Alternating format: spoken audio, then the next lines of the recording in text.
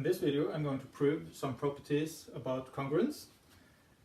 The first one is that any integer is congruent itself modulo n. And the reason is we have to look at the difference. A minus a, that's 0. So n divides 0. So by definition a is congruent to a. And we say that congruence is a reflexive relation. So it's a reflexive relation. The next says that congruence is also symmetric. That means if a is congruent to b modulo n, then b is also congruent to a modulo n.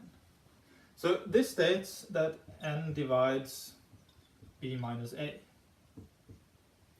But if n divides b minus a, then of course b minus a can be written as k times n, and that implies that the difference a minus b can be written as minus k times n. And this means that n also divides a minus b, so b is congruent a mod n.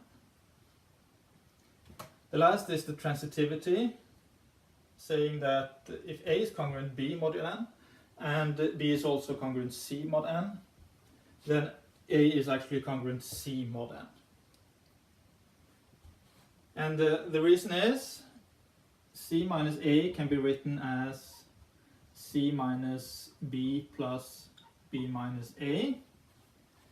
So if a is congruent b mod n, then this difference can be written as some kn.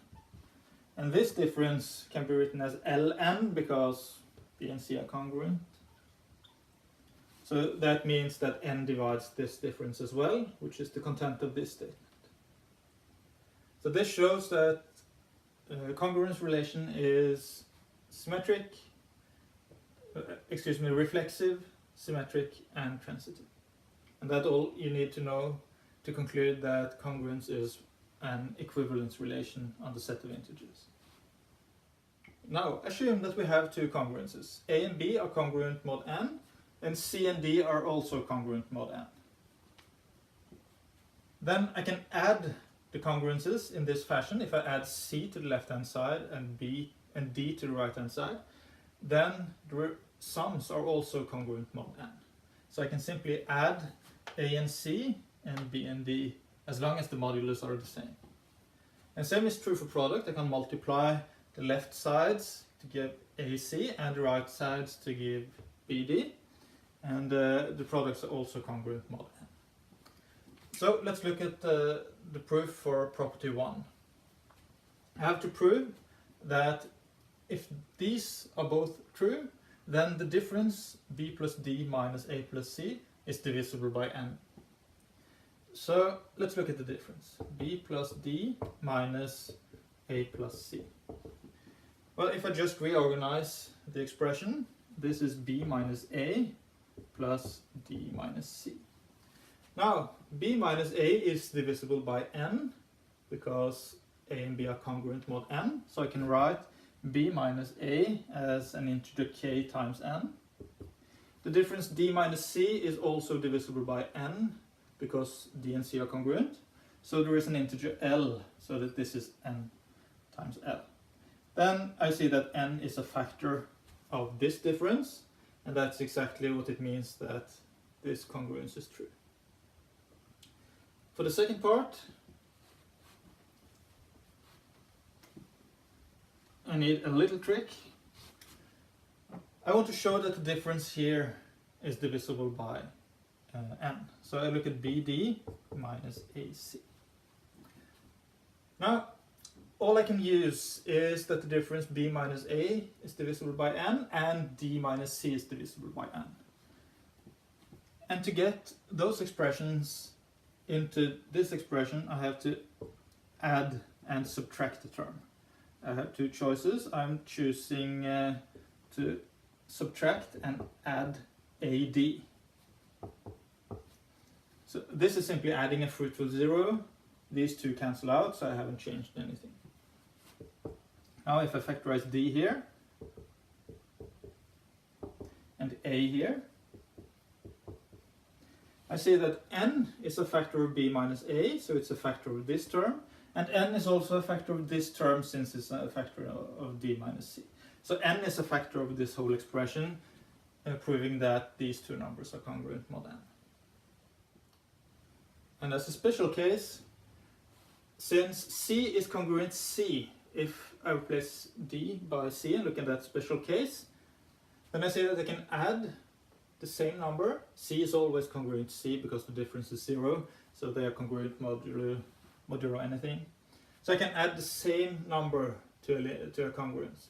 And I can also multiply by the same number, because if I use D equal to C here, then I get AC congruent BC. So that's just a special instance of what we proved.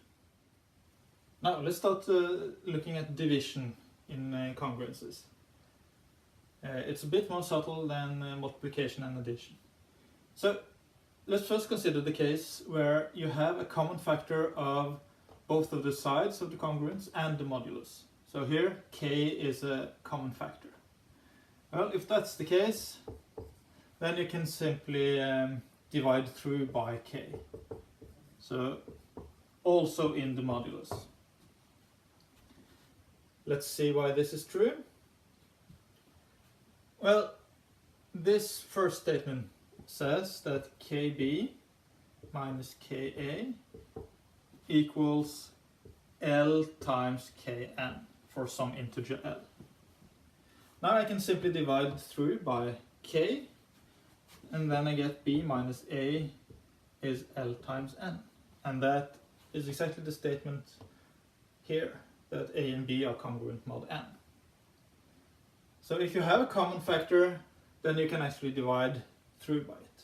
So for instance, it's true that 9 is congruent to 15 mod 6. They both leave a remainder of 3 when divided by 6. Now 3 is a common factor of all these 3. So if I divide through by 3, I get 3 is congruent 5 mod 2. Which is also true, because 3 leaves a remainder of 1 when divided by 2, and 5 does the same. So common factors in all 3 numbers can be shortened. Now, you might have, after the division of the common factors of all the 3 numbers, you might still have common factors of these 2 that are not factors of n. So that you start where k is no longer, no factor of k is a factor of n. So you assume that k and n are co-prime. Well, if that's the case, let's see what happens. Well, this means that k times b minus a equals L times n for some integer L. That's the content of this statement. Now, k is a factor on the left-hand side. So k divides this product.